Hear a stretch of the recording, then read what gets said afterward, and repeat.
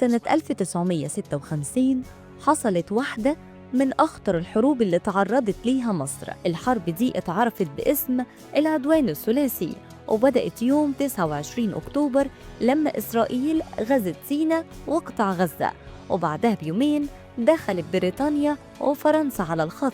طب ليه؟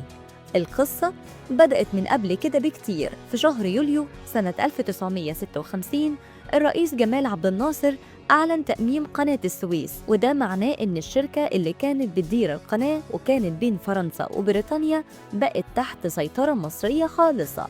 القرار ده هز أوروبا كلها، وخصوصاً بريطانيا اللي كانت شايفة القناة دي شريان حياة لمستعمراتها، وفرنسا اللي كانت غاضبة من دعم مصر لثورة الجزائر.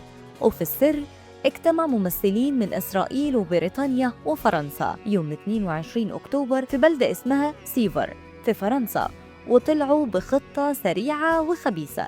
إسرائيل تهاجم مصر من سيناء، وبعدين تدخل بريطانيا وفرنسا كوسطاء سلام ويسيطروا على قناة السويس بالقوة. إسرائيل كانت عايزة توقف الفدائيين الفلسطينيين اللي مصر كانت بتدربهم في غزة وسيناء، وكمان توقف تسليح مصر اللي كان جاي من الاتحاد السوفيتي. وفرنسا كانت عايزة تنتقم من عبد الناصر لأنه كان بيدعم ثورة الجزائر. ويوم 29 أكتوبر بدأت إسرائيل الهجوم على مصر في سيناء، وبدأت بمعارك عنيفة، وبعدها بيومين بالظبط دخلت بريطانيا وفرنسا وقصفوا المطارات المصرية ودمروا سلاح الجو. وفي 5 نوفمبر نزلوا قواتهم في بورسعيد وبور فؤاد، وكانوا ناويين يحتلوا منطقة القناة كلها. بس المفاجأة كانت جاية من بعيد.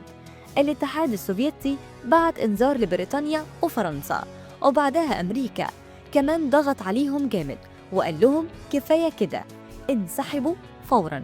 وفي نفس الليلة 6 نوفمبر صدر قرار وقف إطلاق النار، وبعدها الأمم المتحدة فرضت الانسحاب التام. وفي 22 ديسمبر انسحبت القوات البريطانية والفرنسية، وبعدها ب3 شهور خرجت إسرائيل كمان. العدوان ده دفع ثمنه آلاف الضحايا. مصر خسرت أكتر من 1600 جندي، وراح ضحيته أكتر من 1000 مدني. أما القوات البريطانية فمات منهم 22 وأصيب قرابة 100، وفرنسا فقدت 10 جنود، وإسرائيل خدت الضربة الأكبر ب172 قتيل و800 جريح. العدوان كان نهاية حقبة.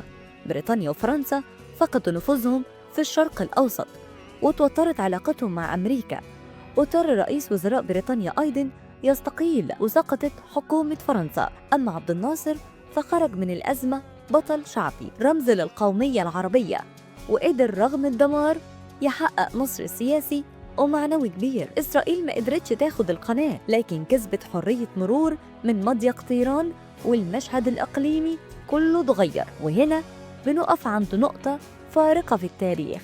العدوان الثلاثي ما كانش بس حرب على قناة، لكن كان بداية نهاية للنفوذ الاستعماري في الشرق الأوسط. وسؤال بيطرح نفسه لحد النهاردة، هل انتصار عبد الناصر وقتها كان بداية قوة ولا بداية تحديات أكبر جت بعد كده؟